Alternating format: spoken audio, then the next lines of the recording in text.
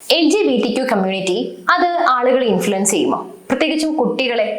Big Boss season 7-ലെ wild card entry ആയിട്ട് വന്ന വേദലക്ഷ്മി ഈ ഒരു സ്റ്റേറ്റ്മെന്റ് ഉന്നയിച്ചപ്പോൾ ഒരുപാട് ആളുകൾ അതിനെ അനുകൂലിച്ചു, പ്രതികൂലിച്ചു.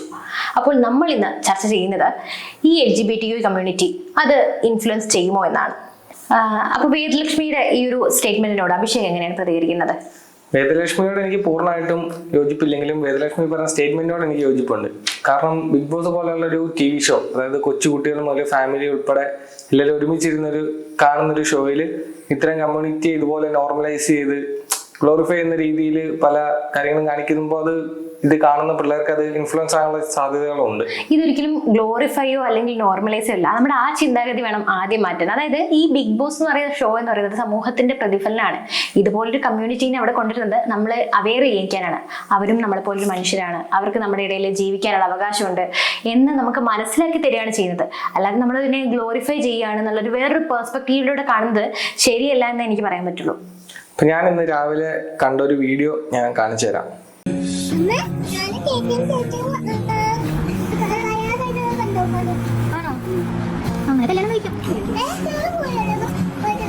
അങ്ങനെയൊന്നുമില്ലടാ. ചിലപ്പോൾ ബോയിനെ കല്യാണം കഴിക്കും, ഗേള് ഗേളിനെ കല്യാണം കഴിക്കും, ബോയും ഗേളും കല്യാണം കഴിക്കും. ഏറ്റവും കൂടുതൽ ബോയും ഗേളുമാണ്. കഴിച്ചോ?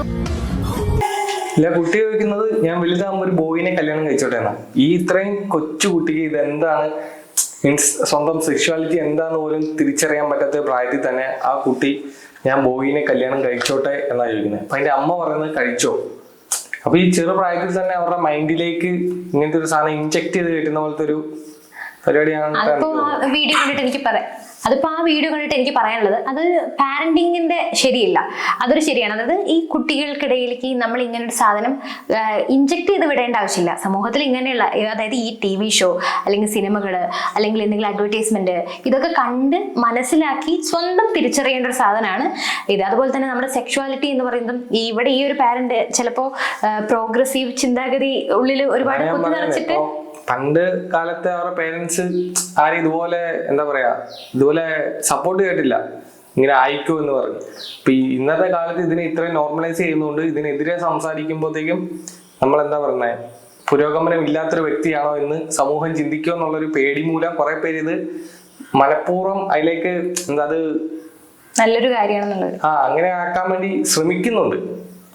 ഇത് നമുക്ക് സത്യം പറഞ്ഞാല് നമ്മൾ ഇതിനെ ശ്രമിക്കുകയോ അല്ലെങ്കിൽ ഒരു പ്രോഗ്രസീവ് സൊസൈറ്റീന്റെ ഭാഗമാണിത് എന്നുള്ള ഒരു തോട്ട് നമ്മുടെ ഉള്ളിലോ വേണമെന്ന് ഇവിടെ ആരും പറയുന്നില്ല. ഞാൻ ഇവിടെ ഉയർത്തിപ്പിടിക്കുന്ന ഒരു ആശയം അല്ലെങ്കിൽ എൻ്റെ ഒരു വാദം എന്ന് പറയുന്നത്, ഇവിടെ ഈ LGBTQ കമ്മ്യൂണിറ്റിനെ നമ്മൾ മാറ്റി നിർത്തപ്പെടേണ്ടയോ അല്ലെങ്കിൽ അവരെ നമ്മൾ ക്രിട്ടിസൈസ് ചെയ്യേണ്ടയോ വിമർശിക്കേണ്ടയോ അങ്ങനെ ഒരു കാര്യമില്ല. പകരം അവരും നമ്മളെപ്പോലൊരു മനുഷ്യനാണെന്ന് മനസ്സിലാക്കി അവരെ ജീവിക്കാനുള്ള അവകാശത്തെ ചോദ്യം ചെയ്യാതെ ഇരിക്കുക എന്നുള്ളതാണ് ഞാൻ പറയുന്നത്. അവരെ ആരും ഇവിടെ ചോദ്യം ചെയ്യുന്നില്ല. അതായത് LGBTQയിൽ ഇപ്പൊ അംഗമായിട്ടുള്ളവർ ജീവിക്കണ്ടെന്നോ അവരെ ഇവിടുന്ന് ഓടിച്ചു വിടണമെന്നോ ഒന്നും ആരും പറയുന്നില്ല. പക്ഷെ മറ്റുള്ളവരെ ഇൻഫ്ലുവൻസ് ചെയ്യിക്കുന്നത്, അതായത് കുട്ടികളെയും മറ്റേ പുരുഷന്മാരും സ്ത്രീകളും ഒക്കെ ഇതിലേക്ക് ഇൻഫ്ലുവൻസ് ആകുന്നതിനെ കുറിച്ചാണ് പറയുന്നത്. നമ്മൾ ആദ്യം തന്നെ ഒരു കാര്യം മനസ്സിലാക്കണം.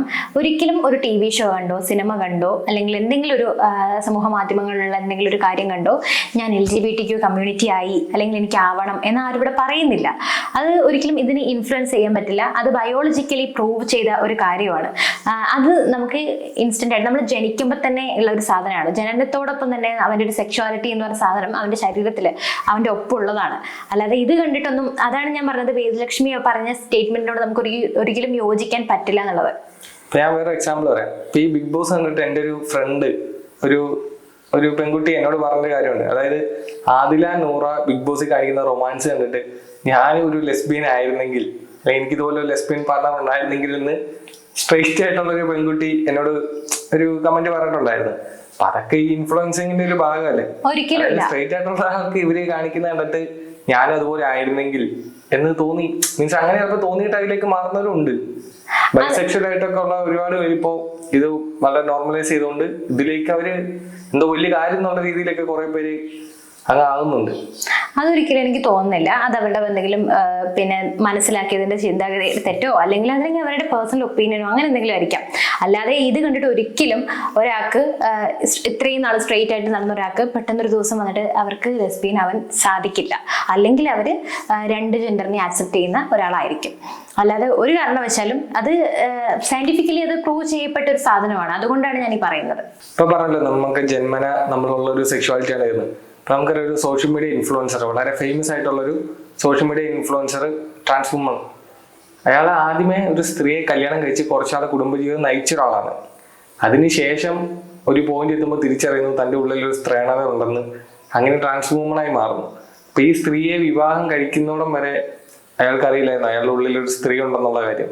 വെറുതെ ഒരു പെൺകുട്ടിയുടെ ജീവിതം കൂടെ അല്ലേ അവിടെ ഇല്ലാതാക്കപ്പെടുന്നത്. അതാ നമ്മൾ പറയുന്നത്, ഇവിടെ നമ്മൾ എല്ലാത്തിനും അവയർനെസ് കൊടുക്കണം. സ്കൂളുകളിലും വീടുകളിലും ഒക്കെ ഈ സെക്ഷുവാലിറ്റിനെ കുറിച്ച് നമ്മുടെ കുട്ടികൾക്കൊരു അവയർനെസ് കൊടുത്തിട്ടുണ്ടായിരുന്നെങ്കിൽ ഇവിടെ ഈ പറയുന്ന കുട്ടിയുടെ ജീവിതം സ്പോയിൽ ആവില്ലായിരുന്നു.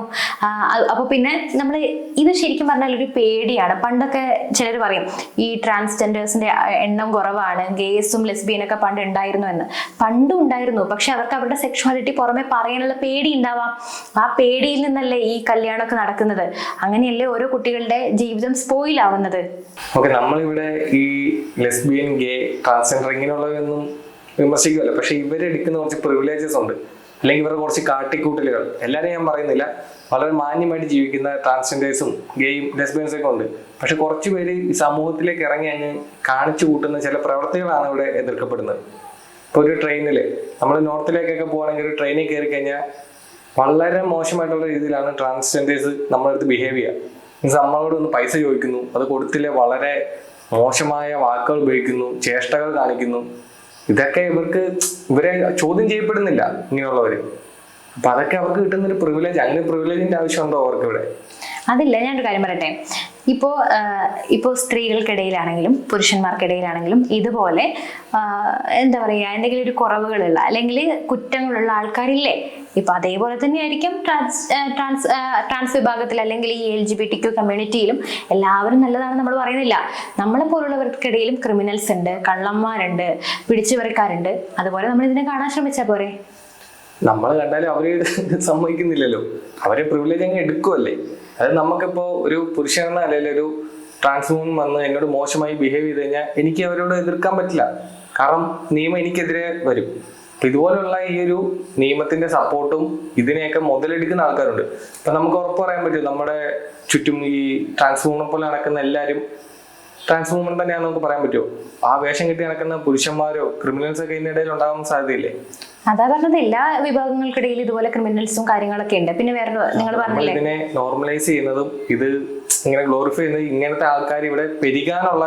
ഇപ്പൊ നോക്കാം, കുറച്ച് കാലങ്ങൾ എടുത്ത് നോക്കിക്കഴിഞ്ഞാൽ ഇവിടെ ഈ ട്രാൻസ്ജെൻഡേഴ്സ്, ലെസ്ബിയൻ, ഗേസ് ഇവരുടെ എണ്ണം വർദ്ധിക്കുവേ. ഇങ്ങനെ പോയി കഴിഞ്ഞാൽ കുറച്ച് നാളുകൂടെ കഴിയുമ്പോഴത്തേക്കും ഇത് എവിടെ ചെന്ന് നിൽക്കും എന്നൊക്കെ പറയാൻ പറ്റത്തില്ല. അതെന്തുകൊണ്ടാണെന്നാൽ ഞാൻ പറഞ്ഞു, മുൻപുള്ള നമ്മുടെ തലമുറയിൽ കടന്നുപോയ കാലങ്ങളിൽ ഈ ഞാനൊരു ഗേ ആണ് അല്ലെങ്കിൽ ഞാനൊരു ലെസ്ബിയൻ ആണെന്ന് തുറന്നു പറയാൻ ആൾക്കാർക്ക് പേടിയാണ്. ഇപ്പോഴും പേടിക്കുന്ന ആൾക്കാരുണ്ട്. അതിനി കാലങ്ങൾ മുന്നോട്ട് പോകുമ്പോഴാണ് ഈ പേടി മാറി അവർക്ക് അവരുടെ സെക്ഷുവാലിറ്റി എന്താണെന്ന് തുറന്നു പറയാനുള്ള ഒരു കോൺഫിഡൻസ് വരുന്നത്. ആ കോൺഫിഡൻസ് വരണം എന്നാണ് പറയുന്നത്. ഇപ്പൊ ഞാൻ ഉദാഹരണത്തിന് വേറെ കാര്യം പറയട്ടെ. ഞാനൊരു കാര്യം ചോദിക്കാം. ഓക്കെ, ഇപ്പൊ പേടിയാന്ന് പറഞ്ഞല്ലോ. ഈ ജനറേഷനുള്ള ആൾക്കാരാണ് ഇത് തുറന്നു പറഞ്ഞ് മുന്നോട്ട് വരുന്നത്. ഇപ്പോ ഇതിവിടെ അംഗീകരിക്കപ്പെടുന്നുണ്ട്. അപ്പൊ ഈ കഴിഞ്ഞു പോയ ജനറേഷനിലുള്ളവര്, അതായത് ഇപ്പൊ ഒരു വാർദ്ധക്യത്തിലൊക്കെ ആയി കാണും, അവര് എന്തുകൊണ്ട് ഇപ്പൊ മുന്നോട്ട് വരുന്നില്ല? വാർദ്ധക്യത്തിലുള്ളവർ പറഞ്ഞു വരുന്നില്ല എന്ന് നിങ്ങൾ പറയുന്നു. ഇപ്പൊ ആൺകുട്ടികൾ ഒരുപാട് അബ്യൂസ് നമ്മുടെ സമൂഹത്തിൽ നേരിടുന്നുണ്ട്. പക്ഷെ അവർക്ക് പുറത്ത് പറയാൻ നല്ല മടിയില്ലേ? കൂടുതലും ഈ ആൺകുട്ടികൾ എവിടെ നിന്നാണ് ഈ അബ്യൂസ് നേരിടുന്നത്? ആണുങ്ങളുടെ ഭാഗത്ത് നിന്ന് തന്നെ. അതിനെ നിങ്ങൾ പ്രത്യേകം വേർഡ് ഉണ്ടാക്കി കളിയാക്കി വിളിക്കുന്നുണ്ട്. അതിനെ നിങ്ങളൊരു തമാശയായിട്ടാണ് ചിത്രീകരിക്കുന്നത്. പക്ഷേ ഇവിടെ ആ പണ്ട് കാലത്തുള്ളവർക്ക് അവരുടെ സെക്ഷുവാലിറ്റി തുറന്നു പറയാനുള്ള അവസരം ഉണ്ടായിരുന്നെങ്കിൽ ഈ പറയുന്ന അബ്യൂസ് നടക്കുമോ ഇവിടെ? ഇല്ലല്ലോ. അവരൊരു ഗേ ആണെന്ന് തിരിച്ചറിഞ്ഞ് അല്ലെങ്കിൽ ബൈസെക്ഷൽ ആണെന്ന് തിരിച്ചറിഞ്ഞ് അവരുടെ ആ ഒരു സെക്ഷുവാലിറ്റിയിലൂടെ മാന്യമായിട്ട് മുന്നോട്ട് പോകും. അപ്പോൾ നമ്മളിവിടെ മാന്യതയോടെ, അതായത് സമൂഹത്തിൽ വളരെ ഇൻഡിപെൻഡന്റ് ആയിട്ട് അവരുടെ സെക്ഷുവാലിറ്റി തുറന്നു പറഞ്ഞ് നടക്കാനുള്ള ഒരു അവസരം ഉണ്ടായിരുന്നെങ്കിൽ ഈ ആൺകുട്ടികൾക്കാവട്ടെ പെൺകുട്ടികൾക്കാവട്ടെ ഈ അബ്യൂസ് നേരിടേണ്ട ഒരു സാഹചര്യം വരുമായിരുന്നോ?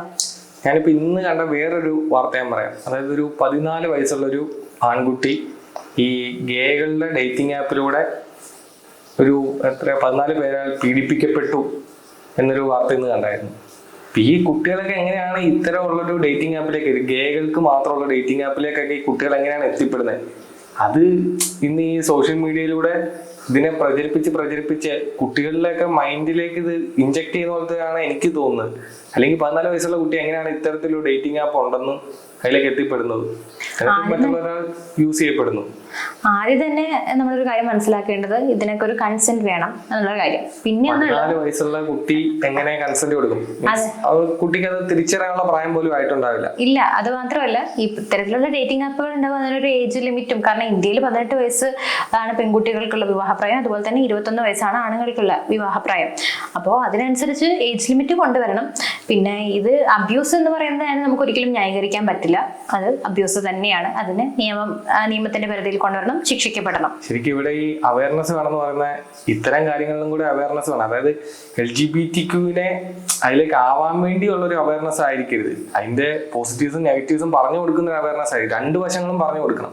അതായത് ഒരു സൈഡിനെ മാത്രം ഇതുപോലെ സപ്പോർട്ട് ചെയ്യേണ്ടിരുന്ന സ്വാഭാവികമായിട്ടും പുതിയ തലമുറയ്ക്ക് ആ സൈഡിലേക്ക് പോകാനുള്ളൊരു ചായ്വുണ്ടാകും. ഇൻഫ്ലുവൻസ്ഡ് ആവില്ല. അത് നമ്മൾ ആദ്യം മനസ്സിലാക്കണം. കുട്ടികളിൽ ഒരു വീഡിയോ കണ്ടല്ലോ, ഞാനതിനെ യോജിക്കുന്നില്ല. അത് പാരന്റിങ്ങിന്റെ കുഴപ്പമാണ് അവിടെ. ആ പേരന്റ് എങ്ങനെയാണ് ഇൻഫ്ലുവൻസ് ആയത്? ആ പേരന്റ് സ്ട്രൈറ്റ് ആയിട്ടുള്ള ഒരു സ്ത്രീയാണെന്ന് ഇതിന് മനസ്സിലാക്കാലോ. അപ്പൊ അവരവരുടെ കുട്ടീനെ ഈ ചെറുപ്രായത്തിൽ ഇങ്ങനെ പറഞ്ഞ് പഠിപ്പിച്ചുകൊണ്ടിരുന്നാൽ വലുതാവുമ്പോൾ സ്വാഭാവികമായിട്ട്, അതായത് നമ്മുടെ സ്വഭാവ രൂപീകരണത്തെ നമ്മൾ വളർന്നു വന്ന ചുറ്റുപാടുകളും ഒക്കെ സ്വാധീനിക്കും. അപ്പോൾ ചെറുപ്പം തൊട്ടേ ആ അമ്മ കുട്ടീനെ നീ ഇങ്ങനെ ആയിക്കോ എന്ന് പറഞ്ഞ് വളർത്തി കഴിഞ്ഞാൽ ആ കുട്ടിയുടെ ഉള്ളിൽ അങ്ങനത്തെ ഒരു ഹോമോസെക്ഷുവാലിറ്റി ഇല്ലേ പോലും മേ ബി ഇത് കേട്ട് വളരുന്ന ഒരു കുട്ടി അങ്ങനെ ആയി മാറിയേക്കാം. ഒരിക്കലും അതിനോട് ഞാൻ യോജിക്കുന്നില്ല. ബയോളജിക്കലി ഇത് പ്രൂവ് ചെയ്തിട്ടുള്ള ഒരു കാര്യമാണ്. നമുക്ക് ഇത് സയന്റിഫിക്കലി, അതായത് നമ്മുടെ ഇൻസ്റ്റന്റ് ആയിട്ട് നമ്മൾ ജനിക്കുമ്പോൾ തന്നെ നമ്മുടെ സെക്ഷുവാലിറ്റി ഉള്ളിലുണ്ട് എന്നുള്ള കാര്യം. പിന്നെ ആ വീഡിയോയിലുള്ള കാര്യം ഞാൻ മുമ്പ് പറഞ്ഞതല്ല, അതൊരു പാരന്റിങ്ങിന്റെ കുഴപ്പമാണ്. അവർ കുട്ടീനെ ഈ LGBTQന്റെ അവയർനെസ് കൊടുക്കുന്ന രീതി അതല്ല. അങ്ങനെ പറഞ്ഞു കൊടുക്കരുത്. കുട്ടിക്ക് ചെറിയ പ്രായത്തിൽ അത് ഒരുപാട് കൺഫ്യൂഷൻസ് ഉണ്ടാക്കാം. അതൊരിക്കലും ഇൻഫ്ലുവൻസ് അല്ല. ഞാൻ പറഞ്ഞ ആ പേരന്റ് എങ്ങനെ ഇത് പറയാൻ നിർബന്ധിതയാകുന്നു? എനിക്ക് തോന്നുന്നത് നിർബന്ധിതയാകുന്നു. കാരണം ഇപ്പോൾ ഞാൻ പറയാം, ഈ ബിഗ് ബോസിലെ ആ ഒരു വേദലക്ഷ്മി ആയിട്ട് സ്റ്റേറ്റ്മെന്റ് പറഞ്ഞതിന് ശേഷമുള്ള നമ്മുടെ മോഹൻലാൽ ലാലേട്ടൻ വരുന്ന എപ്പിസോഡിൽ ശരിക്കും ലാലേട്ടൻ വേദലക്ഷ്മിയെ നിർബന്ധിക്കുന്ന പോലെയാണ് എനിക്ക് ഫീൽ ചെയ്തത്. നിങ്ങളിതിനെ സപ്പോർട്ട് ചെയ്യൂ എന്ന് അവരെ നിർബന്ധിക്കുന്ന പോലെയാണ് എനിക്ക് തോന്നിയത്. മീൻസ് ഇവരെ സപ്പോർട്ട് ചെയ്യാൻ ഇവിടെ ആൾക്കാരുണ്ടെങ്കിൽ അവർ വിമർശിക്കാൻ ആൾക്കാരുണ്ടാവും. സപ്പോർട്ടേഴ്സിനെ ഇവിടെ ആൾക്കാർ സ്വീകരിക്കുന്ന പോലെ വിമർശകരെയും സ്വീകരിക്കണം.